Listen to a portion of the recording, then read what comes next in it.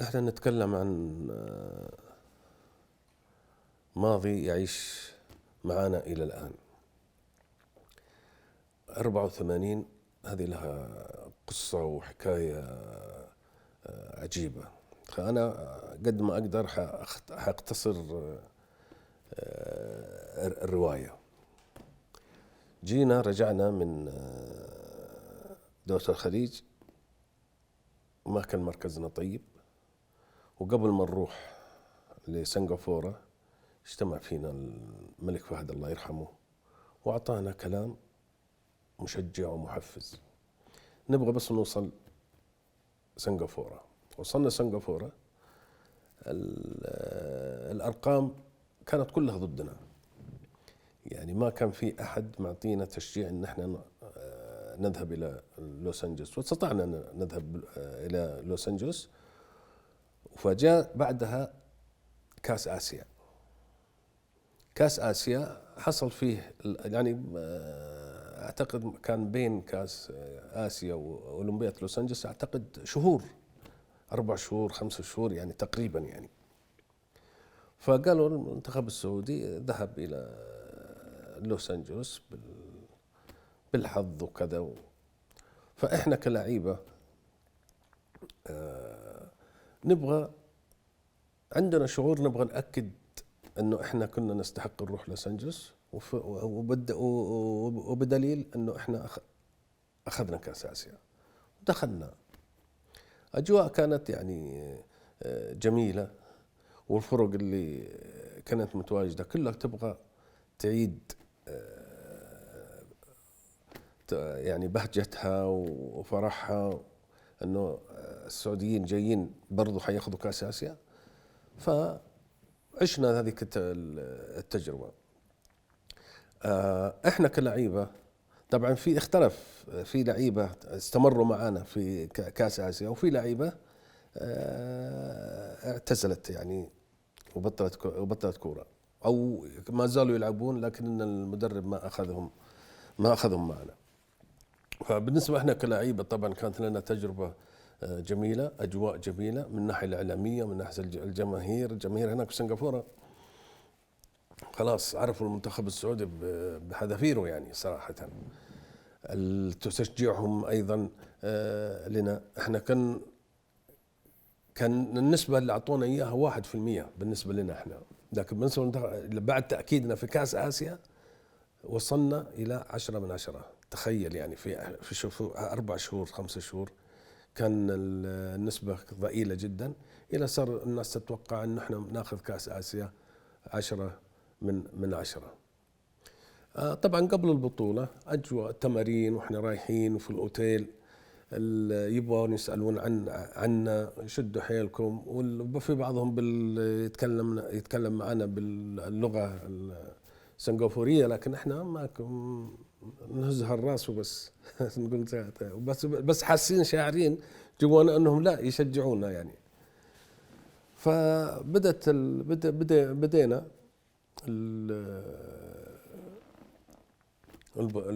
البطولة.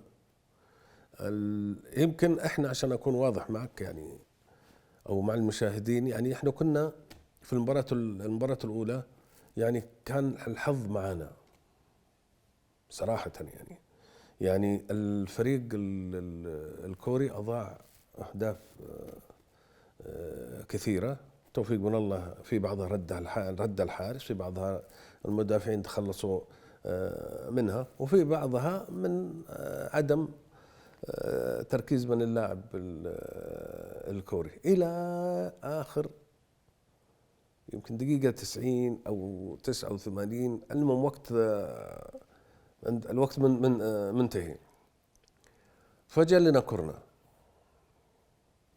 فالحكم أقول له أنا يعني يو هاف تايم، في وقت يعني، قال لي في وقت جو هيد ونروح.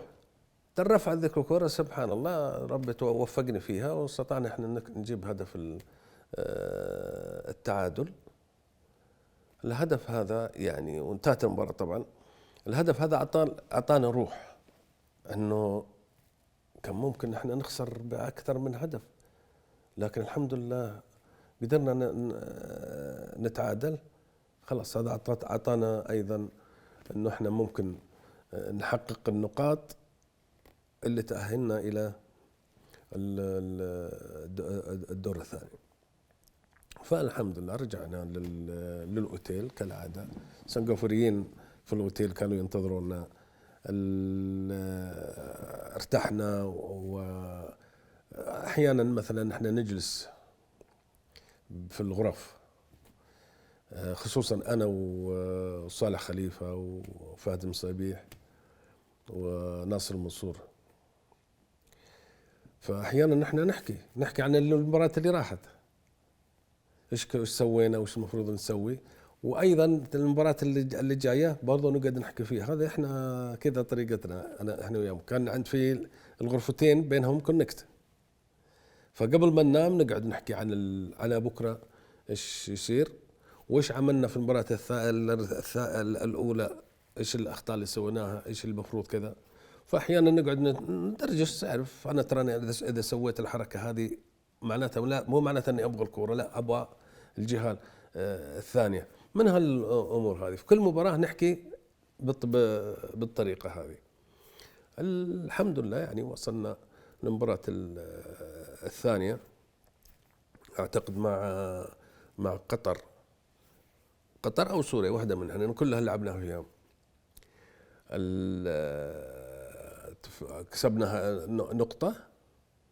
المباراة الثانية أيضا كسبنا فيها نقطة. وبعدين لعبنا مع الكويت، وكان هذه المباراة تأكيد أيضا. مباراة الكويت كانت أهم مرحلة، كانت مهمة جدا بالنسبة لنا، لأنه تأكيد لهزيمة، لأنه احنا هزمناهم في تصفيات لوس أنجلوس ب4-1، وهذه المباراة تأكيد القوة حقتنا احنا، وفزنا عليهم 1-0 وسجلوا محسن الجمعان. المباراة هذه أهلتنا إلى المرحلة الثانية مع إيران، وكسبناها بالضربات الجزاء. هنا احنا وصلنا النهاية. الحين الأنظار ما زالت متجهة علينا أن احنا ممكن ناخذ الكاس. الصينيين برضو مهينين، أن الصين ما كانت متواجدة معاكم في مرحلة لوس أنجلوس، تصفيات لوس أنجلوس، والآن الصين جاية ولا بتفوز عليكم، يعني من هالكلام المتداول هناك. احنا ما أخذنا، ما اهتمينا. احنا قلنا ما دامنا وصلنا النهائي إن شاء الله أن احنا بنبذل جهدنا والتوفيق من الله. لا همتنا الصين ولا شيء، لأن هذه كورة في الأخير يعني. طبعا الدعم الجماهيري هناك، وأيضا القائم بالأعمال هناك كان معانا خطوة بخطوة. أيضا الملك فهد أيضا كان معنا، الله يرحمه، كان معنا خطوة بخطوة. كان رياضي الله يرحمه، وكان يحفزنا في كل البطولات اللي كنا احنا نخشها الصراحة. الحين وصلنا للمباراة النهائية مع الصين. طبعا الأجواء هناك تعودنا عليها احنا، كانت أجواء في مطر والأرضية مبلولة. يعني سنغافورة احنا نشعر ان هذا ملعبنا، لانه احنا دائما نلعب فيها، دائما نعسكر فيها. يمكن من 10 إلى 12 مرة احنا رحنا هناك، فشاعرين عندنا الشعور هذا انه هذا ملعبنا. تعرف انه لما تشعر بهذا الشيء يعطيك ايضا راحة داخلية، انه هذا ملعبنا وكانه هذا الجمهور جمهورنا، نلعب في ارضنا. فالحمد لله. طبعا المباراة النهائية تعطيك طابع يعني غير المباريات اللي سبقت. فأنت هنا أمامك كاس، وأمامك أنك تتصنف أنك أفضل فريق في آسيا. هذه كلها مشاعر لا احنا كنا نفكر فيها، يا ريتنا ناخذ الكاس نصير احنا الابطال، واحنا نصير رقم واحد في قاره اسيا. قاره اسيا كبيره، يعني الجمهور اللي ما كان يعرفنا الان بيعرفنا من حقة لوس انجلوس، وكاس اسيا كاس اسيا بيثبت قوتنا وانتشار ان الكرة السعودية موجودة. فالحمد لله بدينا المباراة. يعني أهم حاجة في المباراة هذه هو الهدف الأول. الهدف الأول أعطانا اطمئنان، هدف شايع نفيس الله يرحمه، أعطانا اطمئنان إنه إحنا المتقدمين الآن.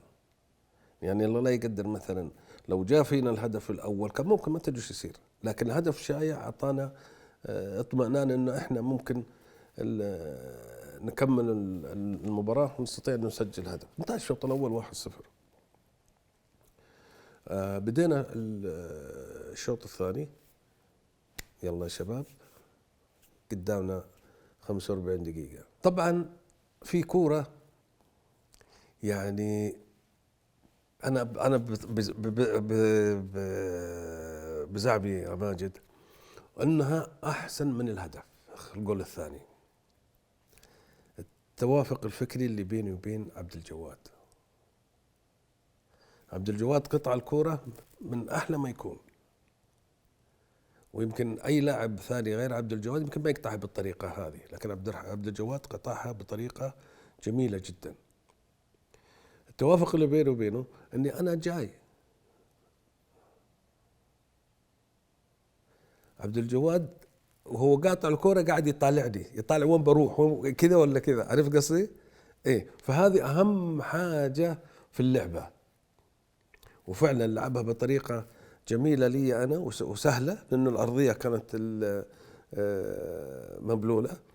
طبعا أنا من يوم استلمت الكورة وتوجهت وخدت اللاعب الأول وتوجهت للمرمى، لأنه أنا عادة تركيزي يكون على الكورة وعلى أول، طبعا أشوف المنافس اللي وراه وين كيف وضعيته، بعدين أطالع الكورة واتخذ أنا القرار. لأنه اللاعب مو بس يلعب الكورة، لا لازم قبل ما تستلم تشوف أنت الدائرة اللي أنت فيها كيف وشلون الدائرة، عشان أنت تتخذ قرار تلعبها من باص لزميلك أو أنت بطريقتك تأدى فيها. فأنا شفت في مساحة قبل ما استلمها، أن استطعت أني أنا استخلصت من اللي معاي، فالأمور بتكون طيبة.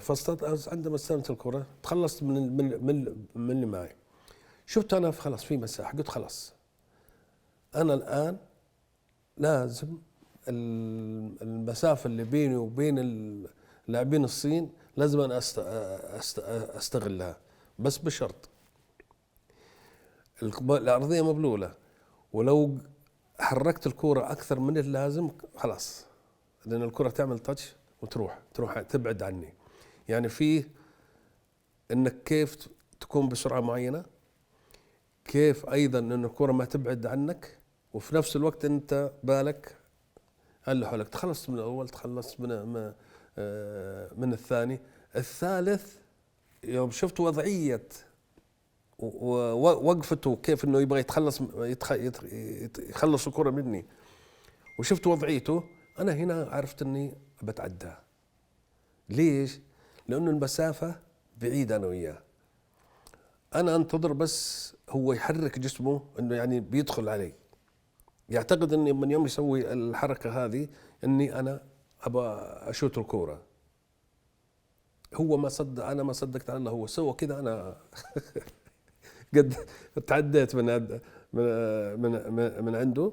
والحارس طبعا على ما يقولون لعبتي، عملت نفسي الحركة بشوت كذا وقام طاح، قمت أنا سجلت الهدف هذا طبعا كان التأكيد لهدف شايع الأول، وفي نفس الوقت جمالية اللعبة من بدايتها إلى نهايتها كانت هذه جميلة جدا. بقول لك على حكايه، انا ما ادري عن جمال الهدف. انا الا بعد ما رجعنا ترى قالوا لي هدفك جميل، قلت هدف يوم شاهدته لا فعلا هدف كان فيه لعبة جميلة من بدايتها، وفيها مجهود كبير، وفي نفس الشيء تسجيل الهدف كان جميل. طبعا جريت انا ما ادري بعد الهدف، جريت اخذت سبرنت، لحقني محيسن ولحقني كذا وكلهم وانا تعبان، طاع كلهم علي في الملعب. الحمد لله صار هذا الهدف ثاني تأكيد لهدف شائع انه احنا قربنا، يعني في خلاص. في كرة لعبت لي بعدها، هي انا اصبت فيها، بتمزق لانه جريت السبرنت هذاك حق الهدف، ومن بعدها بدقائق جريت جريه ثانيه كان ممكن الحق الكوره، لكن اصبت بتمزق. طبعا حصلت زي الدراما، يعني انه اللعيبه يبغوني اكمل، ولكنهم عارفين تمزق ما في ما يمكن تعمل شيء. فطلعت من شالوني برا الملعب، والزملاء استطاعوا انهم يكملوا المباراة وتنتهي المباراة على حالها. هنا جاء دور اللعيبة، كيف احنا نطلع نستلم الكاس وما جوا في الغرفة. انا ما دريت الا جو اسمع دبيك، قلت يمكن نستلمه وجو الكاس، اسمع برجولهم يلا نشيلك، انت لازم تروح تطلع منصة معنا. وانا بحال يعني تعرف الم التمزق، قلت يلا ويشيلوني واطلع معهم للمنصب. هذه كانت حركة حلوة منهم بالصراحة، لانه انا بالنسبة لي زملائي طلعوا كأني أنا طالع، بس هم أصروا إنه لازم أنا أطلع بينهم واستلم ميداليتي، وفعلا طلعوني واستلمت الميدالية، وكانت فرحة جميلة جدا. طبعا رجعنا للأوتيل، والاتصالات تهاني وتباريك بالنسبة لبعض المسؤولين. فكان يوم عشناه هذيك الليلة بفرح والسرور، يعني لأنه احنا أكدنا تفوقنا أيضا مرة ثانية على آسيا في كرة القدم. فهذيك ما كانت النساء. أيضا وصلنا للرياض، طبعا كان استقبال رائع لا يقل عن استقبال لوس أنجلوس. كان معنا الأمير فهد بن سلطان، كان له دور كبير جدا في هذيك البطولة. وأيضا في كأس آسيا كان الأمير فيصل الله يرحمه كان له دور كبير أيضا في تحقيق للبطولة. الملك فهد الله يرحمه طبعا كان معنا أول بأول من البداية. احنا كنا نعتبره معنا كلاعب معنا في المنتخب. فوصلنا وحصلنا استقبال جميل ورائع. الناس من الملعب، من المطار إلى الملعب، حتى أنا يمكن نزلت من الطيارة بعكاز، وقلت لك أكيد يعني حمشي، قال لا معنا الملعب بعكازي قال بعكازك. وصلنا لقينا الملعب بالملز، الملك فهد، ملعب الملك فهد كان مليان. أول الملز ملعب الملز كان مليان عن بكرة أبيه. كانوا ينتظرون صراحة، احنا ما توقعنا، قلنا أكيد بنحصل في موجود ناس، بس لكن حصلنا إنه الناس كلها موجودة. كان استقبال رائع. كان الأمير فيصل شفناه الله يرحمه مبسوط وسعيد جدا. الناس احنا فرحتنا بالكاس غير، وفرحتنا ان الناس فرحانه هذه غير. يعني إنه لا يعني يمكن تفوق أن أخذنا إحنا كأس آسيا. لما تشوف الناس فرحانة هذا شيء عظيم، يعني شيء هذا يبسطنا كثير. فالحمد لله توفقنا واستطعنا أن احنا أكدنا تفوقنا على آسيا في هذيك الفترة اللي هي فترة 84. احنا كنا محظوظين بالمجموعة اللي كانت معنا في الفترة هذيك، سواء لعيبة أو سواء إداريين أو مسؤولين. فإحنا كفريق واحد، كلنا نتعامل هناك بفريق واحد، من صغيرنا إلى كبيرنا، إلى أن ربي وفقنا في هذيك البطولة. طبعا إحنا هنا خلصنا البطولة، وفيه أدوار بيننا احنا كلاعيبة. يعني يعني محمد عبد الجواد ما يمكن ننسى المجهود اللي بذله في تلك البطولة. كابتن صالح النعيمة مع انه ما كان معنا في لوس انجلوس، لكن كان معنا في كاس آسيا، وكان له دور كبير جدا. عبد الله الدعيع كان له دور كبير جدا ايضا. محيس الجمعان برغم صغر سنه في هذيك السنه، لانه في ذيك السنه لعب بطولتين كبيره، لوس انجلوس وكاس اسيا، ولكن له دور كبير جدا ايضا محيسن، خصوصا في جميع المباريات، وبالاخص في مباراه الكويت كان سجل هدف جميل جدا، وهي اللي اهلتنا الى المرحله الثانيه. فأنا أعطي نماذج، لكن الأدوار باقي اللعيبة ما أبخس حقهم، كلهم لهم دور كبير وفضل كبير بالنسبة للبطولة. لا ماجد، لا صالح، لا محيسن، كل الجميع اللي كانوا متواجدين في ذيك الفترة معنا لهم فضل بعد الله سبحانه وتعالى بتحقيق البطولة.